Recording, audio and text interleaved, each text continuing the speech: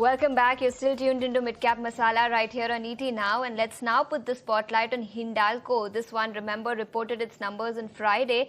And India operations continue to show resilience despite subdued performance that we have seen that came in from Novelis. Satish Pai, MD at Hindalco, is now joining us. Mr. Pai, thank you so much for taking your time out. And before we talk about India operations, have to start by asking about Novelis and Bay Minette.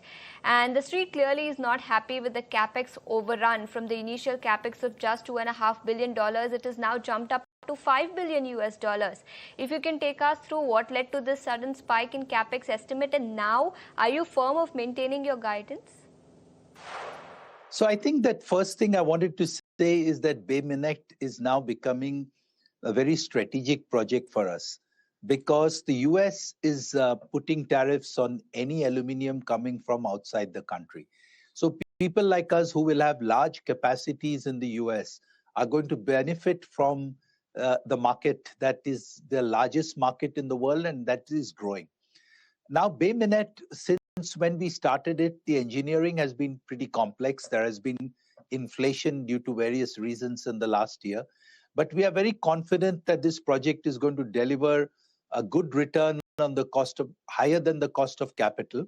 And when we do the phase 2 expansion of Bay Minette, then I think we're going to go to double digits IRR, and it's going to be highly accretive to the overall performance of Novelis.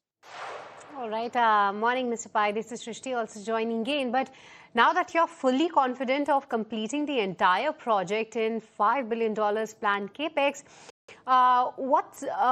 is that number through, or do you still see the cost increase risk here? No, I think that we are now finished mostly the contracting. We have 1 year of execution left.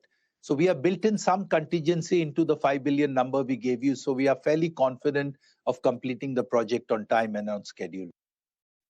Right, so now you're confident of completing the project on time and on schedule, but net debt too has risen by nearly 21% on a sequential basis, which is also a concern for the street. Now with increased Capex guidance as far as Bay Minette is concerned, when will debt peak out according to you, and what will the peak debt figure be in your estimate? I would like to point out that the consolidated net debt to EBITDA of Hindalco is 1.23. So it is very healthy. The Indian business is at a negative net debt to EBITDA. Novelis is at 3.5. So what we have to do now is to look at the consolidated strength of the balance sheet. Novelis will have about a year and a half during which the Bay Minette Capex will complete, and then the EBITDA will start to come in. So we are very confident that we will never go near the 2 consolidated net debt to EBITDA, which we gave the street as a target. But Mr. Pai, how do you see Novelis EBITDA per ton profile shaping up, especially in second half of FY26? And do you see the spreads sustaining above $500 per ton in H2? So I just wanted to point out that in quarter 2, if you take out the 53 million of tariff impact, the Novelis EBITDA per ton was $505 per ton.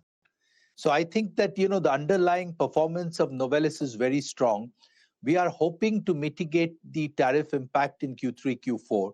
Of course, we do have the headwind of the fire in Oswego, which will impact the EBITDA in Q3, but we should be back on track in Q4. Understood. So that's as far as Novelis operations is concerned. But as far as India business is concerned, that continues to show resilience. If you can take us through how is demand shaping up in the domestic market, and which segments are aiding demand for you?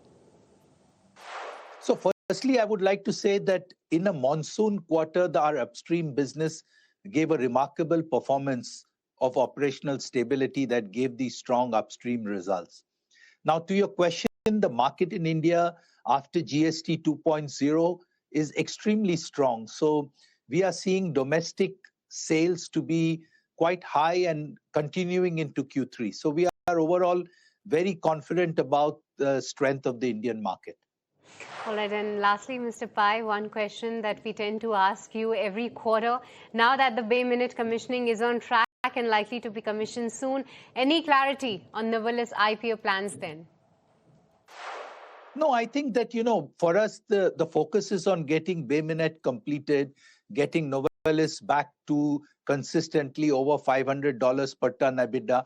I think for the next few years, it would be fair to say that that is our target. All right, Mr. Pai, with this, we'll let you go. So good having you on the channel today. Thank you so much for your time.